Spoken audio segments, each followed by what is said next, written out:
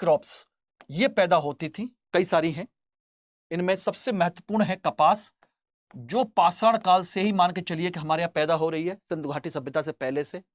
सबसे मुख्य नकदी फसल है कपास, सबसे ज्यादा। उसके बाद आता है नील, और नील के दो प्लांट बहुत जगह थे, मतलब होता तो पूरे भारत में था। नील दो जगह का सबसे ज्यादा फेमस था, एक भरतपुर के पास बयाना का,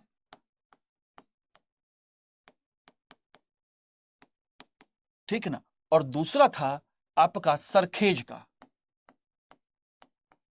सरखेज अहमदाबाद के पास का।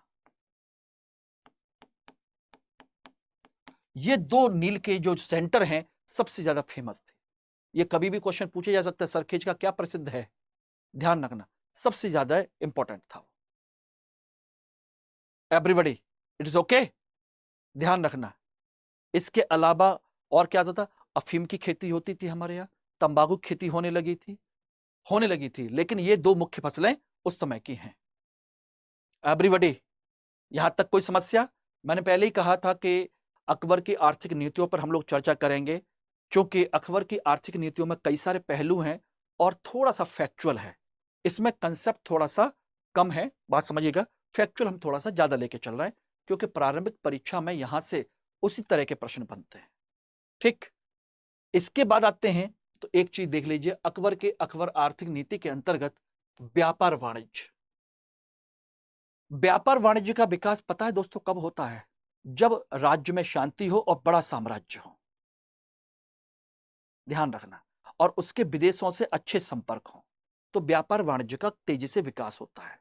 अन्यथा अगर संघर्ष की स्थिति है, शांतिपूर्ण वातावरण नहीं है, तो व्यापार वाणिज्य का विकास नहीं हो सकता, क्योंकि व्यापारियों को आने जाने के लिए शांति का मार्ग मिलेगा ही नहीं। लूटपाट चल रही होगी, एक राज्य दूसरे राज्य को लूट लेगा, तो ऐसे व्यापारी व्यापार क्या कैसे करेंगे, है कि नहीं? तो ध्यान रखिएगा, इस पीरियड में अकबर के समय में चूंकि बहुत बड़ा साम्राज्य बन चुका था, लगातार कोशिश कर रहा था, काबुल कंधार इसके कब्जे में आ चुका था, इसलिए ध्यान रखना कि यहां पर तीन बड़े सेंटर बने थे। एक काबुल, तीसरा बड़ा सेंटर बना था मुल्तान। यह व्यापारिक केंद्रों का विकास हुआ था।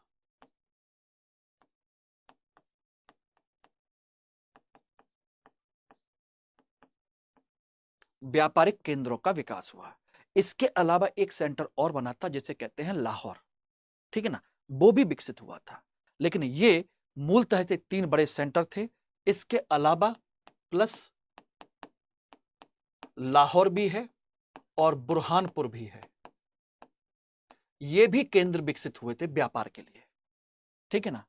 बात आती है कि व्यापार में प्रमुख उद्योग कौन कौन से हैं, किन किन चीजों का उत्पादन होता है, तो स्वाभाविक सी बात है, यहां पर सबसे मुख्य है वस्त्र उद्योग। कौन सा उद्योग? वस्त्र उद्योग सबसे इंपॉर्टेंट है, बस ध्यान रखना, ओके। वस्त्र उद्योग, और वस्त्र उद्योग भारत में था कहां कहां, ध्यान रखिएगा, उत्तर प्रदेश, गुजरात, ध्यान रखना, उत्तर प्रदेश, गुजरात, राजस्थान और दक्कन। ये चार क्षेत्र थे जहां पर सबसे ज्यादा वस्त्रों का उत्पादन होता था और वहीं से इनका निर्यात किया जाता था, ठीक है ना। और एक चीज आपको बता दें, एक लेखक हैं हमीदा नकवी। लेखक कौन है? इन्होंने कहा है कि अकबर के समय में 49 प्रकार के वस्त्र बनाए जाते थे। वस्त्र बनाए जाते थे, कितने प्रकार के वस्त्र बनाए जाते थे? 49 प्रकार के, ठीक है ना। और ध्यान रखना, आईने अकबरी में एक विशेष वस्त्र की जानकारी दी रखी है। आईने अकबरी में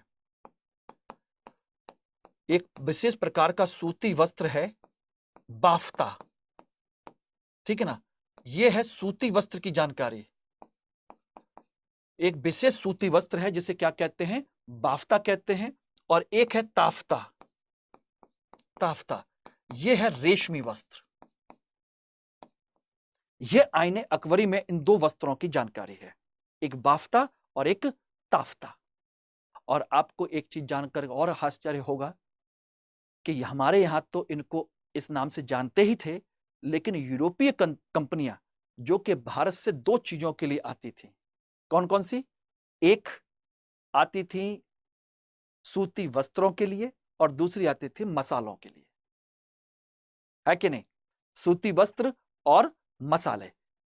मसालों को तो मसाला स्पाइसेस कहते ही थे, लेकिन सूती वस्त्रों को यूरोपीय कंपनियां क्या कहती थी? ध्यान रखना, सूती वस्त्रों को यूरोपीय कंपनियां एक नाम से जानती थी, जिसे हम कहते हैं कैलिको। क्या कहते हैं? कैलिको। यस, ये यूरोपीय कंपनियां सूती वस्त्रों को कहती हैं।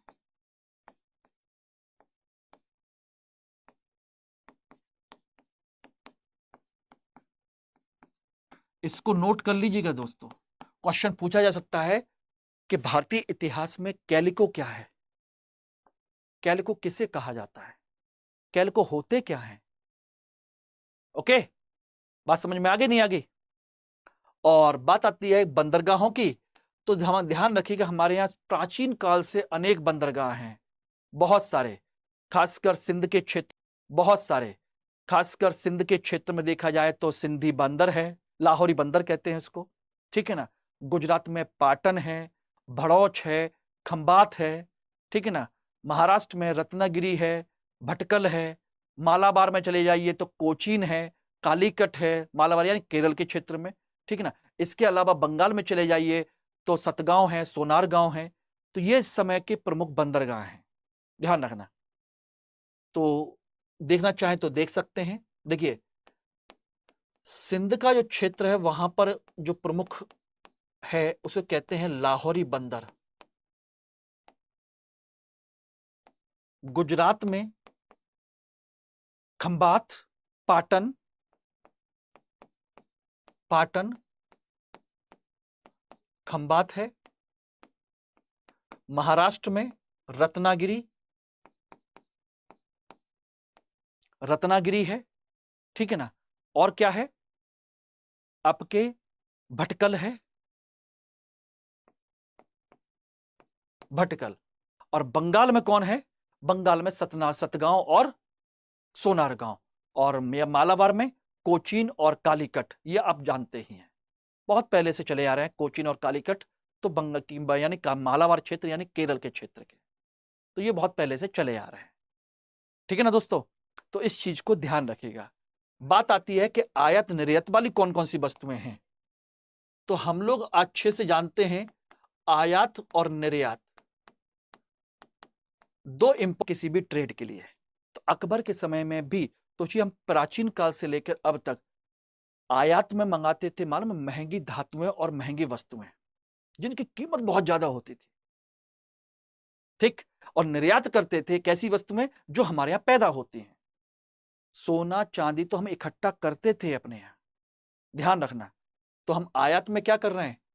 हम मंगा रहे हैं सोना, चांदी, ध्यान रखना, सोना, चांदी, तांबा,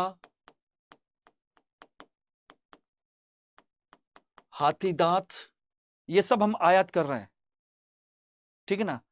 कच्चा रेशम, पका रेशम नहीं, कच्चा रेशम, और उस रेशम से कपड़े बनाते हैं फिर बेचते हैं, ठीक ना। घोड़े मंगाते हैं, क्योंकि घोड़े हमारे यहां अच्छे पैदा नहीं होते, घोड़े मंगाते थे, ठीक ना। सीसा, शराब, कालीन, इत्र,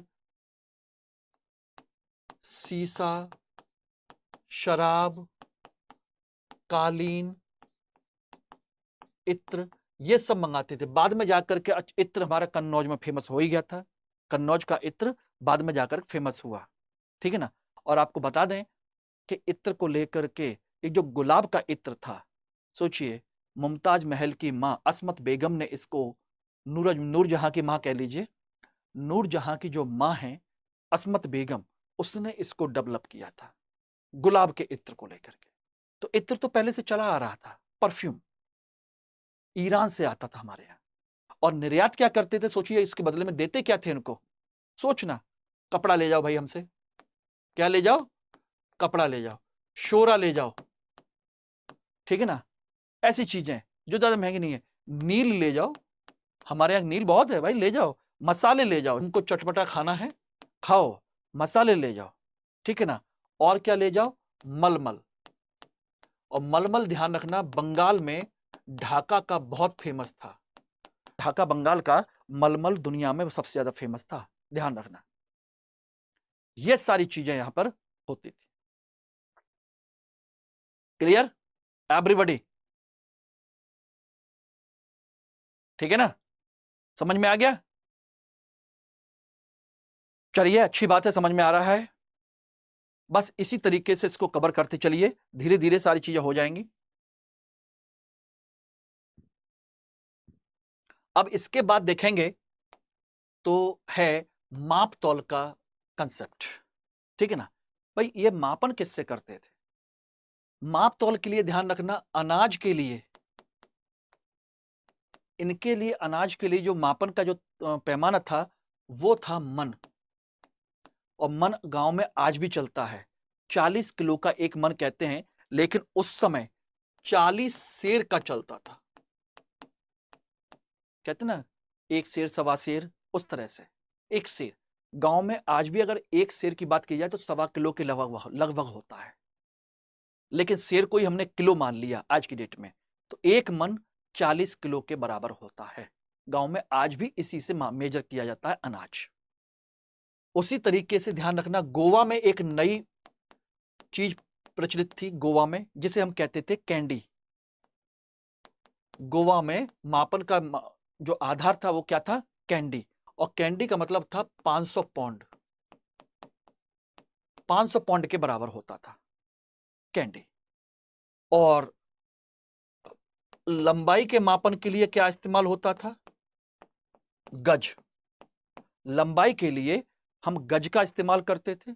और ये एक गज, ध्यान रखना, इलाही गज की शुरुआत की थी किसने? अकबर ने। इलाही गज कितना था अगर याद हो तो? 41 इंच। इतना ही था, कुछ अलग था? नहीं, 33 इंच 41 अंगुल के बराबर, यह होता था एक गज। इसकी शुरुआत की। दक्षिण भारत में इसके लिए इस्तेमाल होता था, दक्षिण भारत में इस्तेमाल के लिए इस्तेमाल करते थे कोबाड। लंबाई के लिए किसका इस्तेमाल करते थे? कोबाड का, ठीक है ना। इनको याद कर लीजिए। देखिए यहां पर समझने के लिए कंसेप्चुअल पॉइंट थोड़े से कम है, इसलिए आपको लग रहा होगा सर तो आपने पूरा फैक्ट बता दिया। बेटा पेपर उठा करके देखोगे ना तो सारे पेपर, सारे क्वेश्चन आपको यहीं से मिलेंगे, इससे बाहर कुछ नहीं जाने वाला है। बस ढंग से पढ़ तो लीजिए दोस्तों। जहां कंसेप्चुअल है वहां मैंने कंसेप्चुअल बताया, जहां फैक्चुअल है वहां मैंने फैक्चुअल बताया है। Okay everybody, clear? चलिए, अब इसमें एक टॉपिक और है, वो है मुद्रा प्रणाली। जब अर्थव्यवस्था मजबूत होती है तो स्वाभाविक सी बात है मुद्रा प्रणाली का भी विकास होता है, और अर्थव्यवस्था कमजोर होती है मुद्रा प्रणाली का विकास नहीं होता। हमारे यहां देखेंगे तो हर्षवर्धन के बाद से लेकर के दिल्ली सल्तनत तक पूरा राजपूत काल जो है वो अर्थव्यवस्था के पतन का काल माना जाता है, ठीक है ना। इसीलिए उस पीरियड में बहुत कम सिक्के मिले हैं, क्योंकि जब अर्थव्यवस्था का विकास नहीं है तो लोग वस्तु विनिमय प्रणाली का उपयोग करते हैं, वस्तुओं के लेन देन से काम चलाते हैं। जब प्रॉपर तरीके से अर्थव्यवस्था का विकास होने लगता है तो पैसा चलने लगता है। अकबर के समय में सोचिए और ज्यादा चला, दिल्ली सल्तनत से इसकी शुरुआत हुई और यहां तक आकर के अपने अर्थव्यवस्था पीक पे पहुंची, ठीक है ना। अब इसमें सबसे पहली बात आती है टकसाल, जहां से सिक्के ढाले जाते हैं, सिक्के चलाए जाते हैं, ध्यान रखना। ओके, ध्यान रखिएगा। आईने अकबरी में, आईने अकबरी में 3 तरह की टकसालों की जानकारी है। सोचिए, सोने की टकसाल, चांदी के सिक्कों की टकसाल और तांबे के सिक्कों की टकसाल। ध्यान रखना, कितनी टकसालें हैं?